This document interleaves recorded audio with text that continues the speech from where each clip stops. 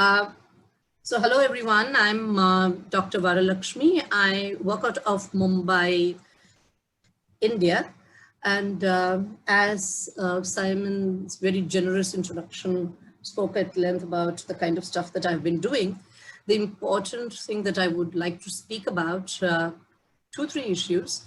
One is having worked in a corporate media space for the longest time, and what it entailed and how I see the evolution, and at the same time, how much of it has got to do with us as women, how we are going to deal with it. That's the first thing that I would want to speak about. Because from an Indian context, when I started working in the 80s and how the whole thing was where we didn't have laws that really protected women. And so you just kind of made your own rules as you went along. And it required a lot of litigation and a lot of social change for us to have laws.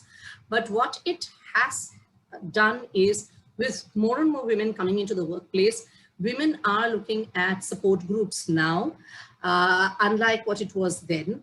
But of course, it made my generation of women hardier, you know, in the sense that it had to be us being this never say die kind of attitude. So that worked for us, but it didn't work for every woman, right? I mean, it worked for me.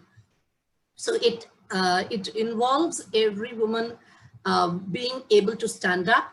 And over the years, I've seen that whatever be your personal, socio-cultural, educational background, when you feel that someone is invading your personal space in the workplace, the first reaction of a woman is to ask herself, am I putting out the kind of wrong signals? And that's why maybe people are behaving in a particular manner with me. So the fact that it begins with a lot of it comes from guilt, and that leads to a whole host of issues, definitely with mental health, because you are not able to share that at home with your peers, because it begins with shame and guilt at various levels. And I've seen that whole arc where we do find that a lot of people today are, and I think it's a really an amazing positive thing to look at, that a lot of women definitely in urban India are speaking up. And we need more and more of that. And we do have a law in place in India at the moment called the Vishaka Committee Report, which insists that every office, every school, every college has a redressal committee in place. And this would be, and if there is any such issue, it would be taken up by the Human Rights Commission at the state and the central level. So we have these very strong laws at least in place. The not that it's resolving it overnight, but at least things have been put in place. The next slide, please, Simon. Yeah, the other issue which I thought I would just touch upon is that, again, it begins with me and how it's helped and how I have made an effort to reach out, is learning disability, because I'm dyslexic, so what it did for me, of course, was that there weren't any systems in place, of course, when I was growing up. So one didn't even know that there was something called a learning disability, except that I grew up, not with parents, who were very encouraging and who just thought, okay, here is a girl who is, not very good with numbers, and she wrote, or her alphabets were a bit weird. So I would write BSD, mirror image writing, all that would happen with me. But by 2000, that is about 20 years ago, we had the legislation coming in, which says that in schools and colleges, there has to be this, counselors who are dealing with this.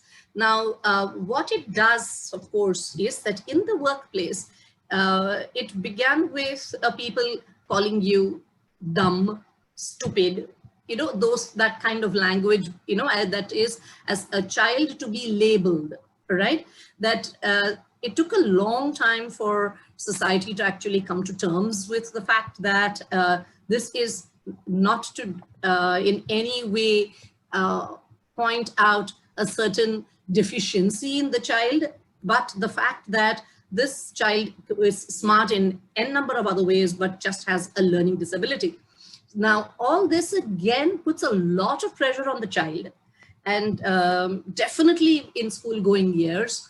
And when parents are ill-informed, they are, a lot of times that I've dealt with as an educator, parents are embarrassed that their child has a disability. So you need to also counsel parents. So a lot of times I've ended up spending so much more time with parents, telling them that it's okay. It's not like something that you need to shove under the carpet, pretending that there's nothing wrong with my child. No, that your kid is okay, but you need to be okay first as a parent. Let your kid be. And the fact that you need to find areas of interest that your child would excel in. So that's, the concerns with dyslexia that's there. And I find that, again, the road ahead, there's a lot that needs to be done. The state that I live in, Maharashtra, where this city of Mumbai is, this state was the first one to recognize this as a concern and brought in legislation.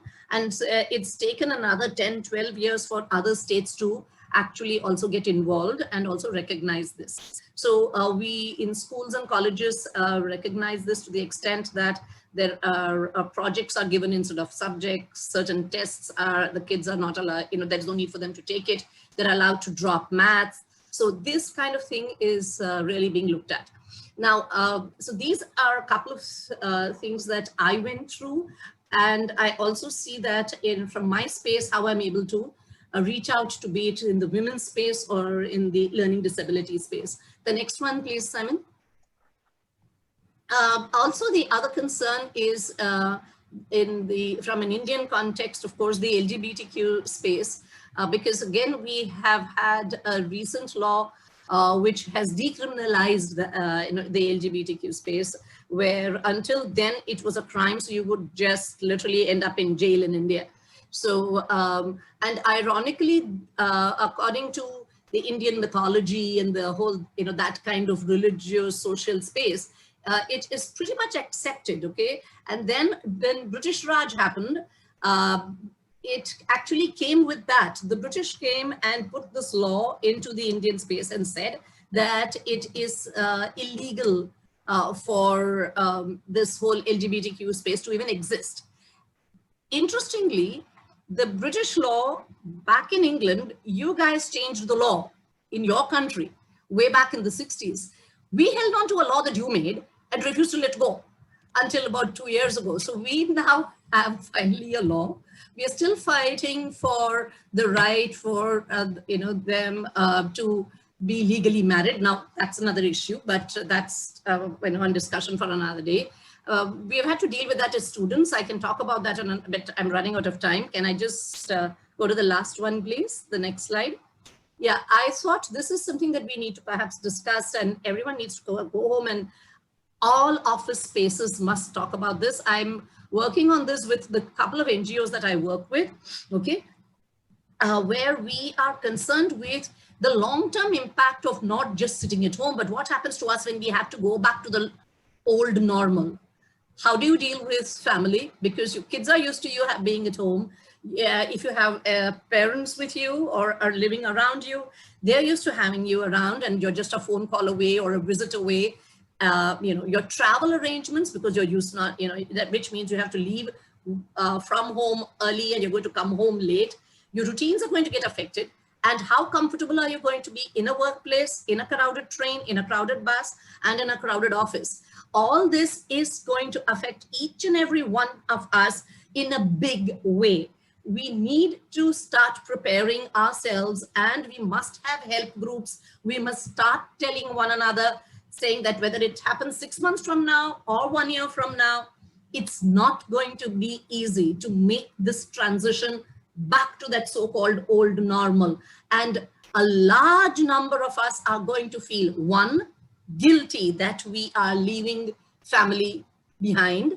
Two, we are going to get paranoid the minute we see crowds. We're going to get super paranoid when we see people at workplace, crowded tables, pubs and public spaces, going to theaters and malls and all that.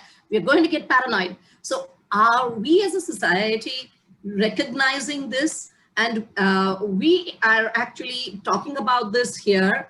And I just thought that this is something, as we are discussing it in this public forum, that this has to be a takeaway that while, yes, this last 1 year, we have all been sitting at home and that's the claustrophobia is getting to us. The reverse is also going to be affecting us. So let's also think about that. So yeah, thank you. Thank you very much. I hope I didn't overshoot. No, absolutely fine. Thank you. And I think you've ended particularly on a really interesting point we can take into our breakout now, which is around a very nice message on the end. Absolutely, getting vaccinated. I'm waiting my turn, hopefully not too long. Yeah, and be prepared to be exhausted. I've taken both my shots. And for the next, I was knocked out, okay? I didn't know what was happening. So you just, so just be prepared.